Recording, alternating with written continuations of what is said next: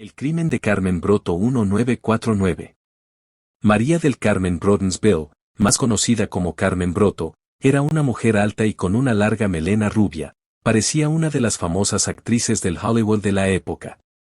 A Carmen le gustaba vestir ropa cara, sobre todo un ostentoso abrigo de astracán, y lucir lujosas joyas.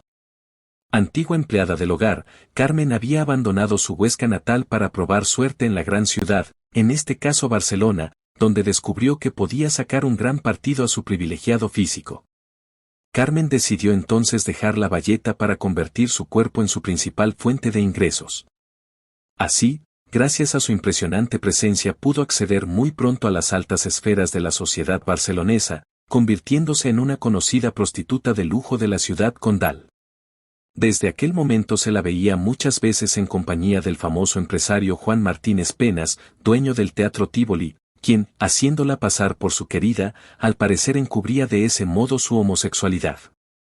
En realidad, Carmen era la amante del dueño de los almacenes El Águila, Julio Muñoz Ramonet, conocido en los bajos fondos de Barcelona como el rey del extraperlo, un hombre de quien se decía que también ofrecía los servicios de menores al obispo de Barcelona.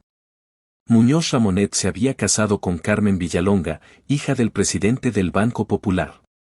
En el número 16 de la calle San Antón y María Claret, Muñoz Ramonet puso un piso a su rubia amante, a la cual le gustaba asistir cada noche a los garitos de moda, siempre muy bien acompañada.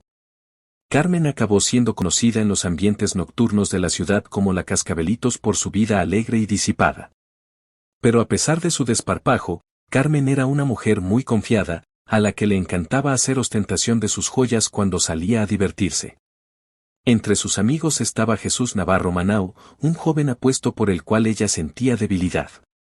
Su padre, Jesús Navarro Gurrea, un delincuente profesional y famoso espadista, especialista en abrir puertas y cajas fuertes con llaves falsas, ideó un plan para robarle las joyas.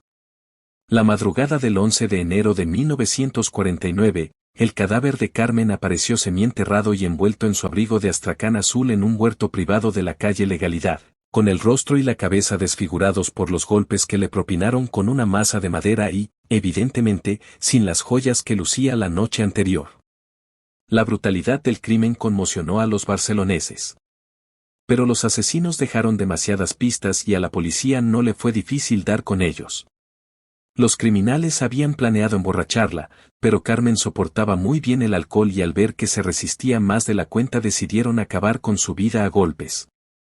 El crimen se cometió de manera muy burda, y cuando fueron descubiertos, 2 de los implicados se suicidaron ingiriendo cianuro antes de ser detenidos por la policía. El joven Jesús Navarro Manau sí fue detenido y confesó el crimen de inmediato. Manau fue condenado a muerte el 1 de mayo de 1950, pero años más tarde le conmutaron la pena por 30 años de prisión. Aparentemente, el caso estaba resuelto. Pero para muchos la investigación dejó muchas incógnitas y el crimen estuvo rodeado de extrañas circunstancias. Existen rumores que apuntan a que Carmen fue asesinada por alguien muy poderoso, e incluso se dijo que había chantajeado a uno de sus clientes con fotos tomadas con menores. Sea como fuere, el asesinato de Carmen Broto se ha convertido en uno de los más representativos de la crónica negra barcelonesa de mediados del siglo XX.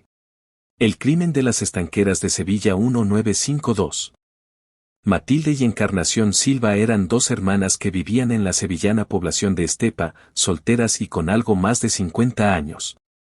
Matilde regentaba un estanco en la Puerta de la Carne y su hermana Encarnación era cajera en los famosos almacenes El Águila. El sábado 12 de julio de 1952, ambas debían acudir al funeral de uno de sus hermanos, y al ver que ninguna de ellas aparecía, 2 de sus parientes se acercaron hasta el estanco, donde también vivían las hermanas, para ver qué les podía haber pasado.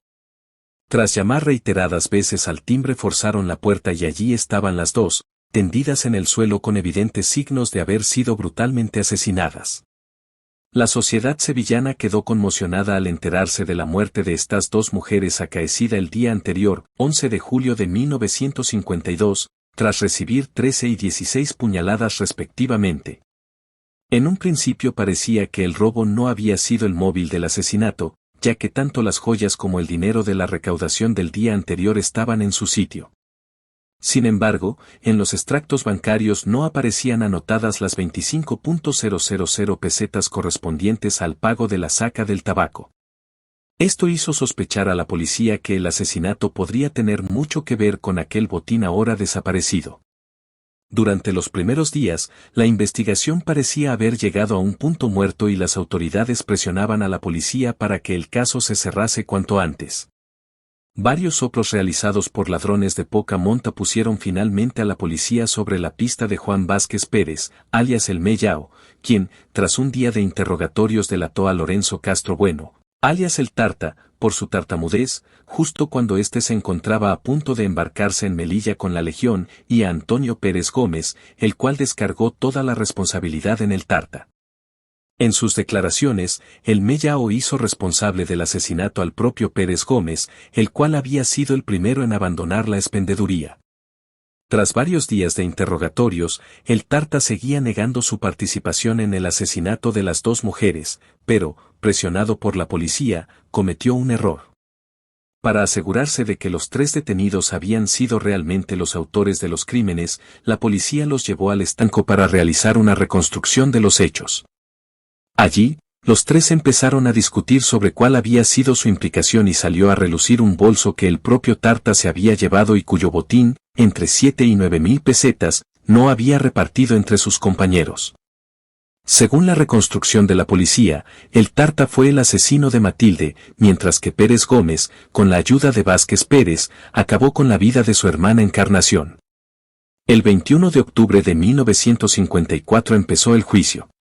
Los 3 detenidos se desdijeron de sus confesiones, y ni las armas ni el dinero presuntamente robado aparecieron. Además, durante la vista también desaparecieron 5 folios del sumario, mientras los abogados defensores repetían hasta la saciedad que no existían pruebas suficientes para condenar a aquellos 3 hombres. Pese a los alegatos, los 3 acusados fueron declarados culpables y condenados a muerte, pena que se cumplió en la cárcel de La Ranilla el 4 de abril de 1956, sin que los recursos ni las peticiones de indulto llegaran a tramitarse.